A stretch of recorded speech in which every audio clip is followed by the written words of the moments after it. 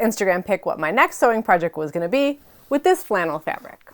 And so I'm doing what they picked with a small little loophole. I asked if I should use the bodice from this 1952 Simplicity dress pattern to sew a jumper dress like the original pattern, or Frankenstein it together with pants to make a jumpsuit. Instagram overwhelmingly picked the jumpsuit, so that's what I'm sewing.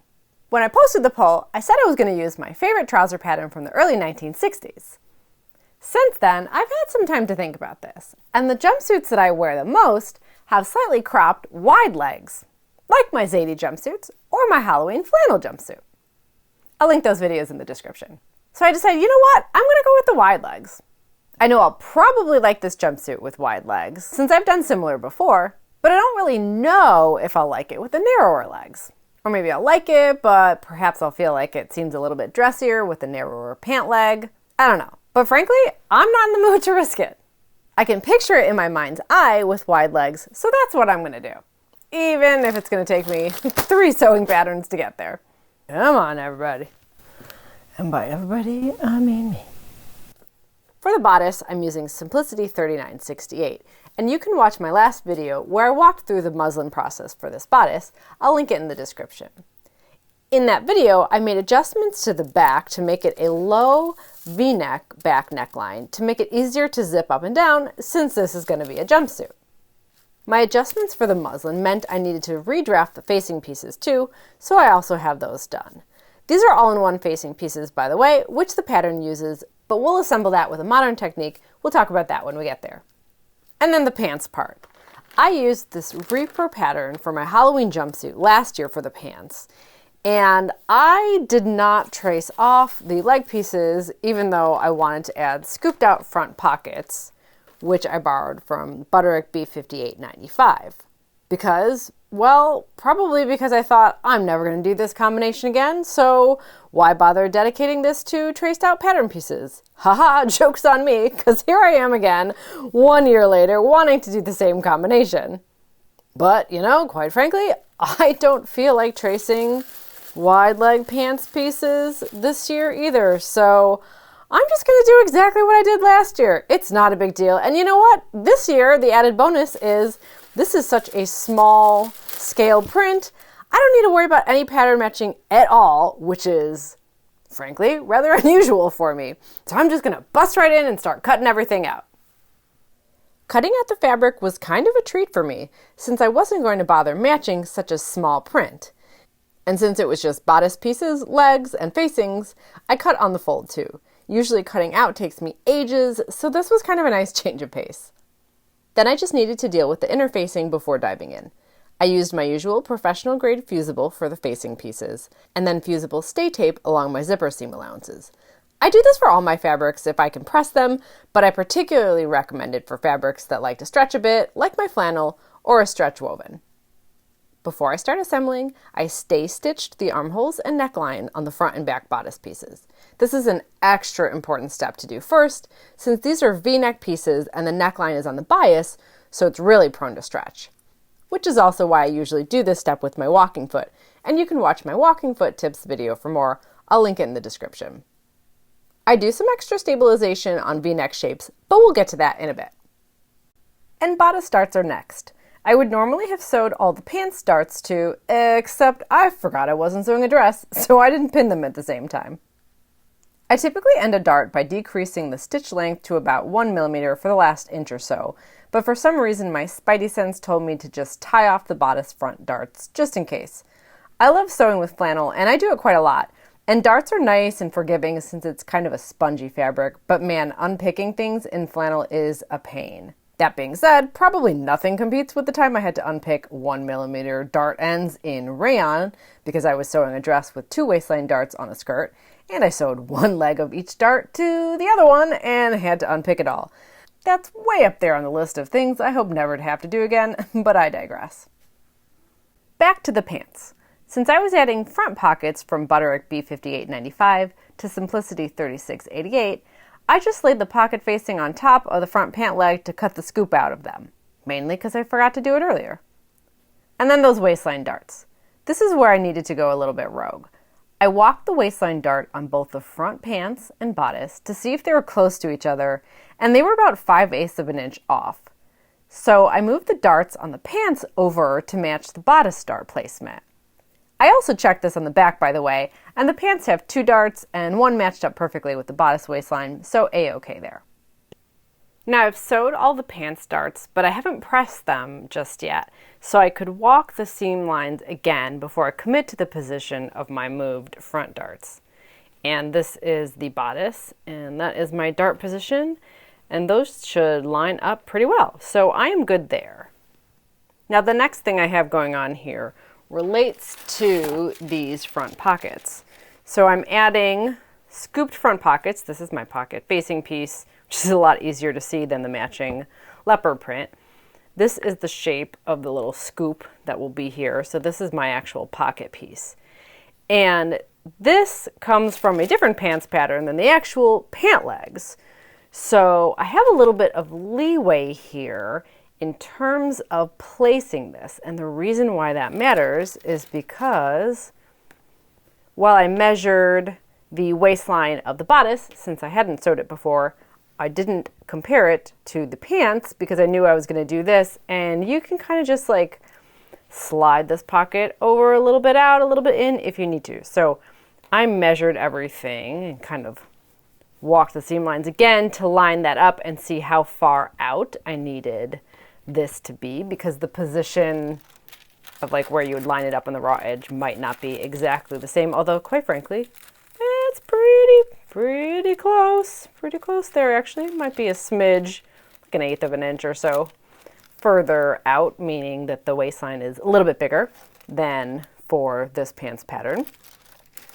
And so I've marked that with a pin, and I will, I guess, commit that to paper somewhere, because I'm not sure where that's going to be relevant yet, because I'm not actually attaching the pockets yet. But when we get to the pockets, this will be relevant. But I want to do all of this kind of walking of the seam lines to make sure everything will match up and fit in the end, and I think I'm good to go for the next steps. My love of batching things up to be more efficient is a bit off on this project, since I'm Frankensteining things together and some of it on the fly. So when I sat down to pin the shoulders, I realized I hadn't sewed the center front bodice or facing seams yet. But I got all that done and pinned and sewed, and pinned the pocket facings onto the front pant legs and sewed those as well. Next up is the neckline, and here's where I'm going to be fussy for a little bit. This is my wacky shaped facing unit on top of my bodice unit.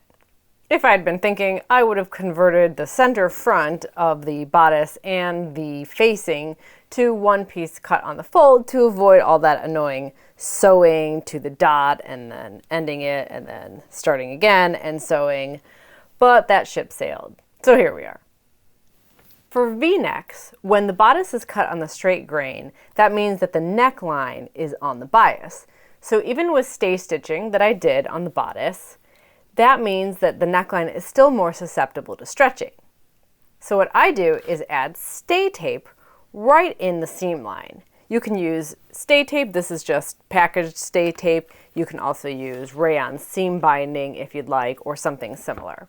So I add this right into the seam line, and I ease this in so it's just a little bit shorter than the actual neckline. So I just give it a little bit of a tug, just a little bit, when I'm pinning this into place. That makes the fabric want to hug your body a little bit, which is helpful for a V-neck. I honestly don't remember if I read that tip somewhere, but I've been doing it that way for years.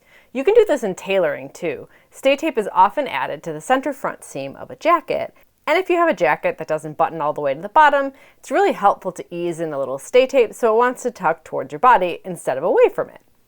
The thing is, flannel is kind of thick and the facing is already stabilized with fusible, so I prefer to run my stay tape from the bodice side and not the facing side, but I want to sew this with the bodice side down, since it's always best to sew a seam with the side that has more ease on the bottom towards the feed dogs.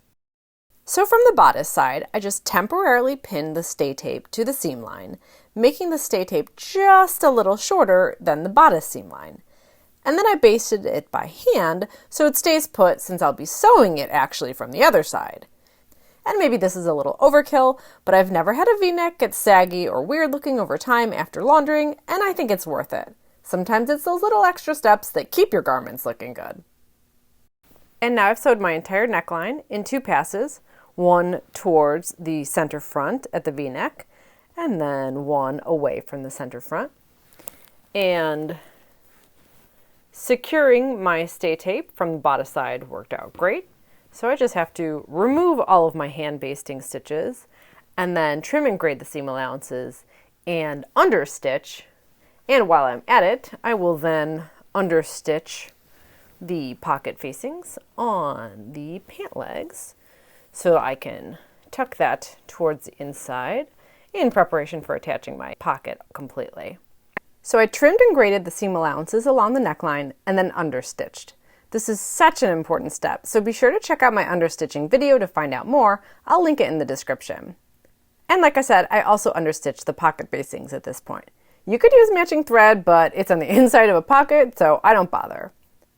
Now, having a V-neck in the front and the back and an all-in-one facing makes this a very strange shaped bodice to work with, I will say, particularly when pressing and lining things up for understitching. But if you're still thinking about that stay stitching that I did in the neckline that's slightly shorter, you may be wondering why I'm pressing the neckline over a curved tailor's ham from the facing side, which technically would mean that I am pressing the curve in the opposite direction. But I just want to make sure I can tell it's rolling to the inside, and pressing it this way won't encourage it to roll to the outside of the garment when I'm wearing it, so don't worry about it. But seriously though, how weird does this bodice look? It's hard for you to tell probably, but this is the front. Here is half of the all-in-one facing unit and the other half here. One back over here and the other back over here, and I am about to sew the armholes shut.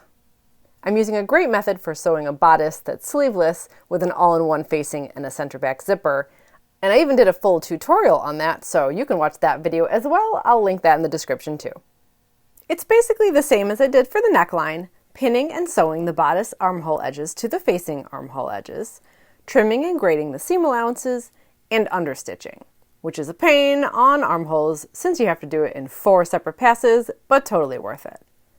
And then the little magic trick of pulling the backs through to the front, and I have myself a bodice. Just needs a really good press, and some pants and a zipper, of course. Now the bodice is pressed, and you may have wondered why I didn't close up the side seams of the bodice yet, and here's why. Remember on the pants front, I moved the waistline dart to match the position of the bodice waistline dart, and I also added scooped pockets to the side seams. Now I have them towards each other so I could just make sure that they are both perfectly aligned. So I didn't want to sew the side seams of the bodice until I walked that seam line again between the bodice and the pant leg to make sure that everything did actually line up perfectly with this pocket placement and with the dart. So I fussed around with these pocket pieces quite a bit here, and I have everything pinned into place, and the pocket facing is pinned to the pocket bag here. And I walked the seam line of the bodice compared to the seam line of the front pant leg. Now obviously I have my center front seam sewed, and I haven't done that yet on the pants, so I just marked the position here of the seam line for the center front so that I could make sure that everything lined up perfectly. And when I aligned that all, my darts match up and my raw edges are the same length, which is important obviously in order for this to all fit together correctly. So I feel good about my pocket placement here. And now I will go ahead and sew my side seams on the bodice and sew the pocket shut from the inside and finish the raw edge, and then baste that pocket along the waistline and along the side seam, and then I can assemble the pants. So here is my fully completed bodice ready to get added to the pants once they are fully assembled, and here's the inside.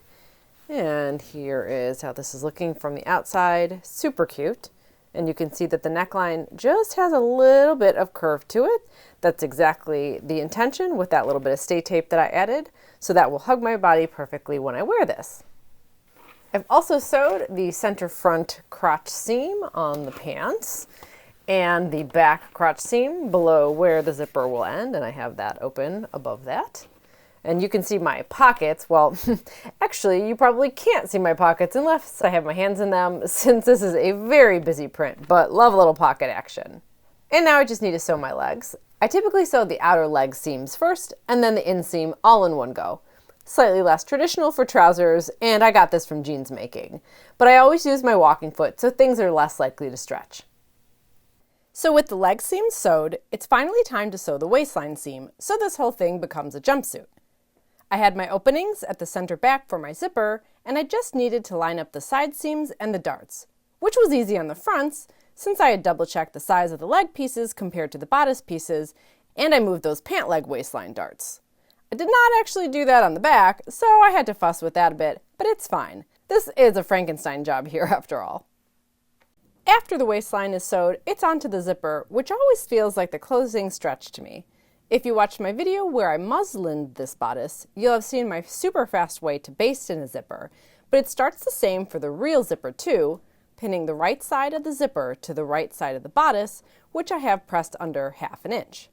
Unlike the muslin, now I just use my zipper foot to sew close to the left side of the zipper tape to attach it to my bodice. And you just kind of have to trust in the process of doing a lap zipper on a V-neck because everything looks really strange before you actually get the zipper installed. But as you can see, I have my zipper the right side right up to the top. This is my underlap side. So I'll just stick that tape back in there and fold over my facing, and it will look great right at the top. And the facing will be attached to my zipper tape on the back just like it normally would. So even though that is a relatively steep V-neck, my lap zipper will work out just fine.